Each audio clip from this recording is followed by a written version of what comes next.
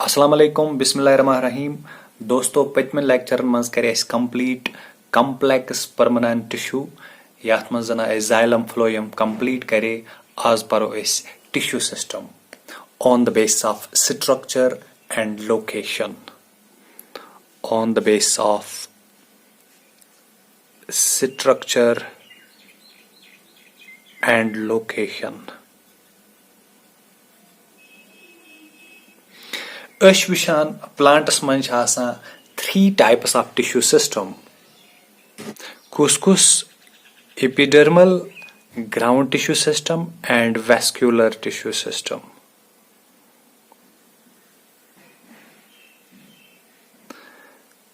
यानी कि प्लांटन मन 3 types of tissue system: epidermal tissue system,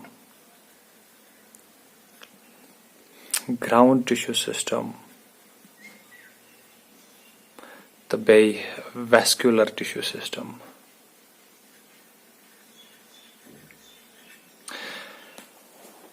epidermal tissue system it forms the outermost covering of plant organs. यह कुलिन हंद यम organs आसान ओहन नेब्रिम कवर बनावान। यानी कि कुलिन हंद ऑर्गनन हंद युस नेब्रिम कवरिंग सह बनियामुत एपिडर्मल टिश्यू सिस्टमुक। Outermost covering of plant organs. इथे पे अत मज 2 टाइप्स वुचान। Number first epidermis. Number second अत मज वुचान epidermal appendage. Epidermal appendages.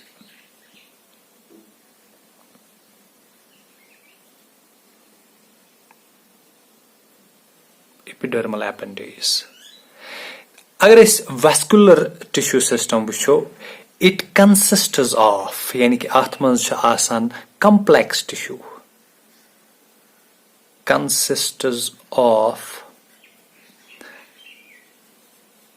Complex tissue.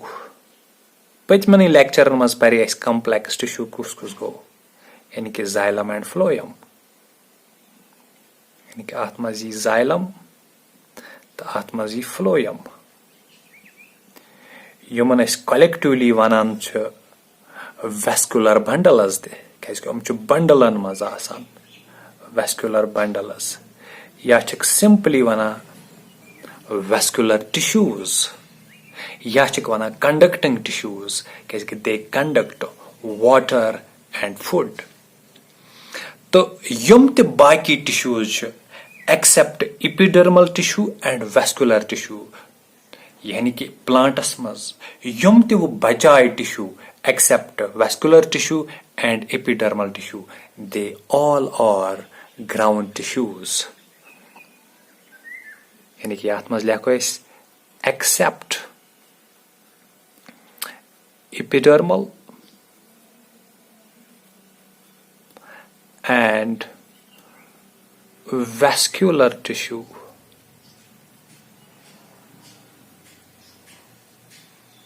Used at wing tissue bana, that is called ground tissue। Ach 3 part, 3 types: cortex, pericycle and number 3 पिथ। यानी कि एपिडर्मल तो वैस्कुलर बगैर यम ते plants मज tissue तथ वनो ग्राउंड टिश्यूज। अत मज कोटेक्स, पेरिसाइकल एंड पिथ, यम 3। कोटेक्स अत फर्दर पन 3 parts. Number first hypodermis. Hypodermis, just below the epidermis present hypodermis. Number 2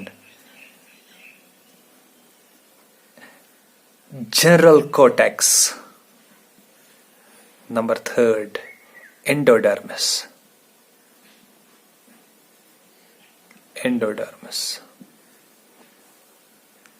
यानी कि ये गो tissue system on the basis of structure and location. यो है sketch आक. When कर बस screen रब तो पाको बेकिस portions पैट ऐसी.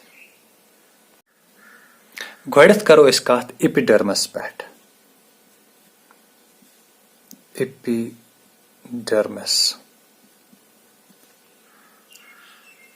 You see, epidermis chasan, it is outermost covering of plant and its organs. Outermost covering.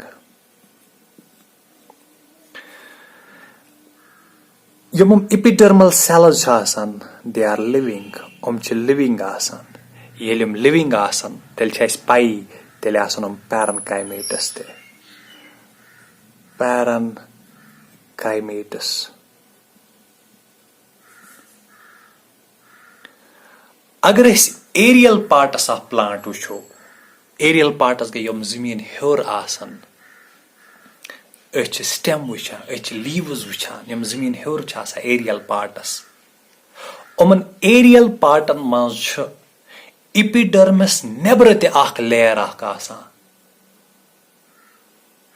यानी कि यम साथ इस एरियल पार्ट्स ऑफ प्लांट वुचो एरियल पार्ट्स मज वुचो तुई स्टेम या एरियल पार्ट्स मज छ वुचान लीव्स उमन छ epidermis नेबर किन ते आख लेयर आख आसान that is called cuticle. That layer is cuticle wana. Chikai cuticle actually yum epidermal cells ch. Yum epidermal cells ch. Epidermal cells ch secretion karan. Ch secretion karan. Ek waxy coating ich.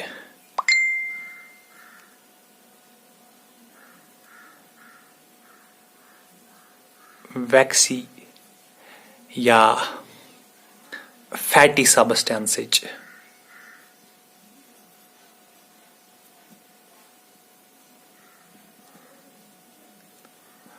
waxy या fatty substance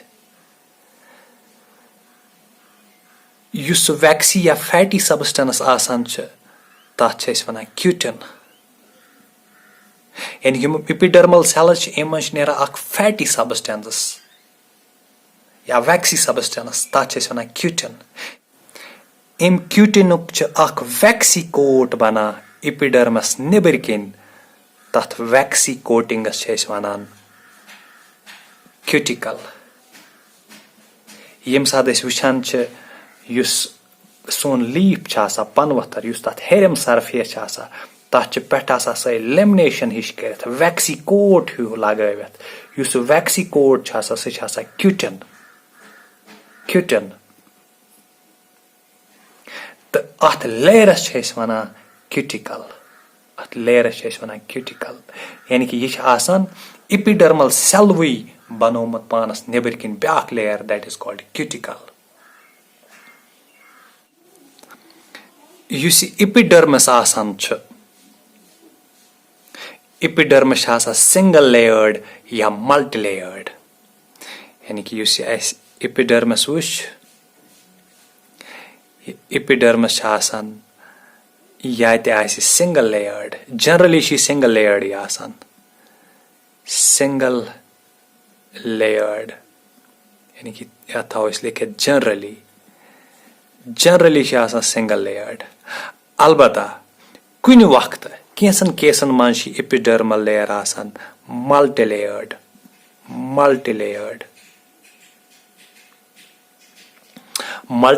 कर छ आसान यम साथ अस वुचान छ कि तुम plants यम citrus water conditions मज रोजान छ यानी कि तुम प्लांट्स यम सिट्रस वाटर कंडीशनन मज रोजान छ यानी कि जीरोफिटिक कंडीशन मज रोजान तमन आबच कमी गसान तमन युस आब आस प्लांटस मज सह गस नबर नेरन कह सह गस लॉस गसन कह यानी कि युस ट्रांसपायरेशन जरिए लॉस ऑफ वाटर गसान या थ्रो स्टोमेटा युस लॉस ऑफ वाटर गसान सह गोस तमन गसन कह क्या तत ऑलरेडी आबच कमी आसान इसलिए तम पन्न लीवन मज तम प्लांटस पन्न लीवन मज मल्टी लेयर्ड एपिडर्मस करान develop usually epidermal layer single मगर तमन प्लांटन हंदन लीवन मज multi layered epidermis for example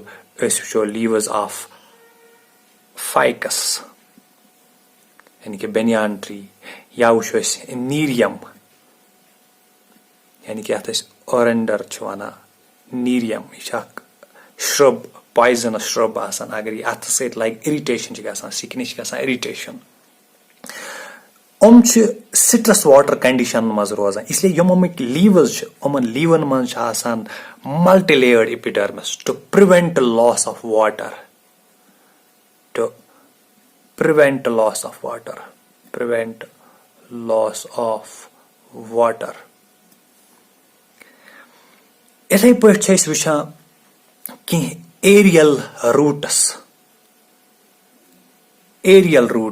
यम हवास मज आसान फॉर एग्जांपल ऑर्किडस वुचान यानी कि एपिफाइटस ऑर्किडस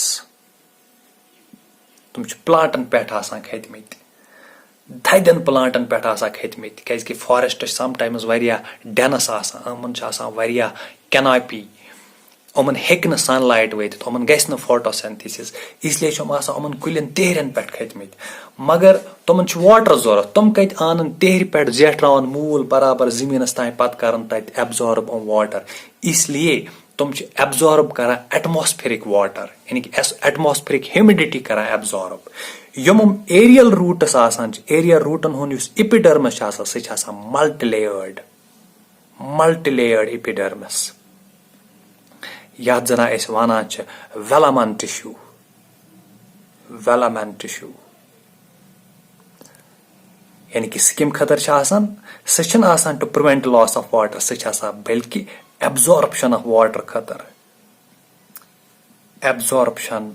ऑफ वाटर खतर यानी कि यम ऑर्किडन मज हवास मज रूट्स तमन मज वेलामन टिश्यू यानी कि मल्टी लेयर्ड एपिडर्मस तम सम एटमॉस्फेरिक मॉइस्चर करान एब्जॉर्प्शन ऑफ वाटर करान यानी कि यमन मज रूट्स तम हाइग्रोस्कोपिक रूट्स यम एटमॉस्फेरिक मॉइस्चर करान एब्जॉर्ब हाइग्रोस्कोपिक यानी कि यह मल्टी लेयर्ड एपिडर्मस कैसन खास सिचुएशन मज लगान जरूरत यानी कि लगान जरूरत to prevent loss of water and to absorb water like in orchids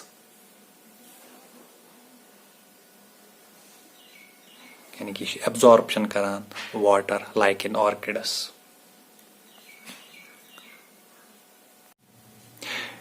epidermis aerial पार्टन मज वुचान अत एपिडर्मस मज लॉकेट पोरस प्रेजेंट यानी कि अगर एरियल पार्ट्स वुचो अत एपिडर्मल रीजनस मज कह पोरस प्रेजेंट चाहे लीवन मज वुचो या हर्बेशियस स्टेमन मज वुचो तमन मज कह पोरस तमन पोरन वन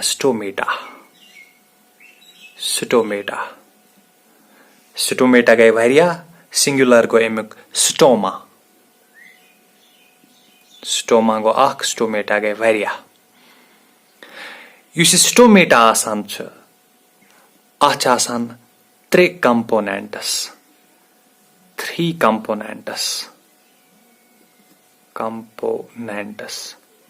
या वनो अत हसा त्रे स्टोमेटल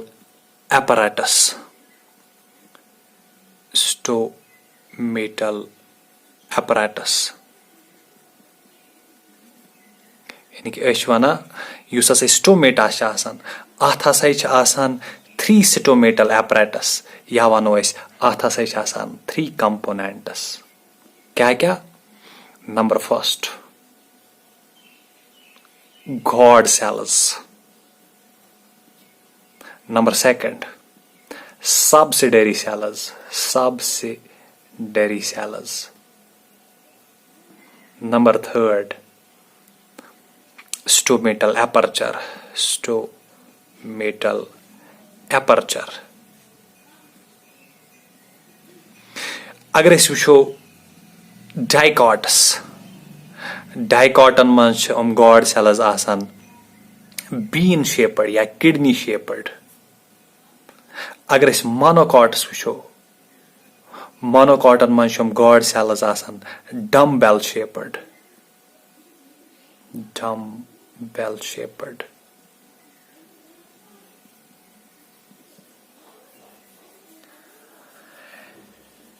यम साथ अहद स्ट्रक्चर परो स्टोमेटन हुन तम साथ करो पूर डिटेलड कथ गॉड सेलन पे, सबसिडरी सेलन पे, तो बे स्टोमेटल एपर्चरस पे. शुक्रिया.